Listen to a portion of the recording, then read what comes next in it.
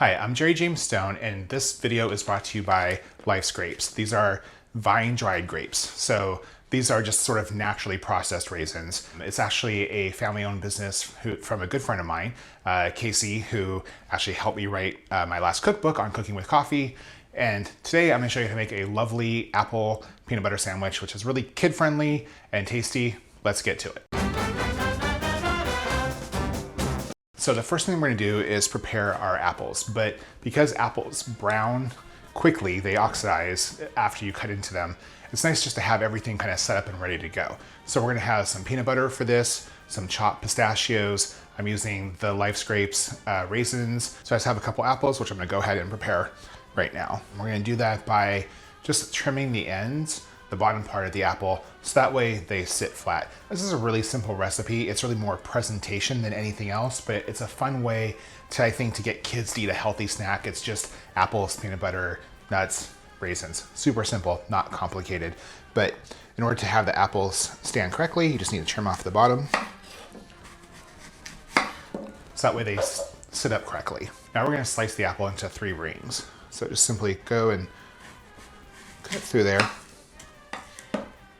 It's just like 3 equal size rings.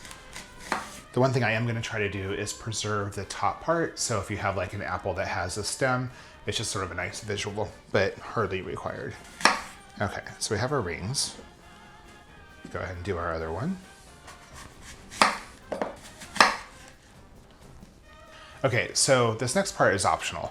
Once I slice the apples, I don't actually core them out. Like, I think that most people are smart enough to know that there are seeds in apples and will just eat around it when they're eating this. But if whoever you're serving this to is maybe not that smart or just not that adept yet at eating, if it's a younger kid, you might want to go ahead and remove them, but it makes it a little easier to prepare this recipe if you don't deal with that, just so you know. So we have our rings, and now we're gonna go ahead and just do the layers of peanut butter and the nuts and the raisins. Now we're just gonna start preparing the stacked sandwich. So we have our first slice. We're gonna go ahead and add in the layer of peanut butter. Spread that on there.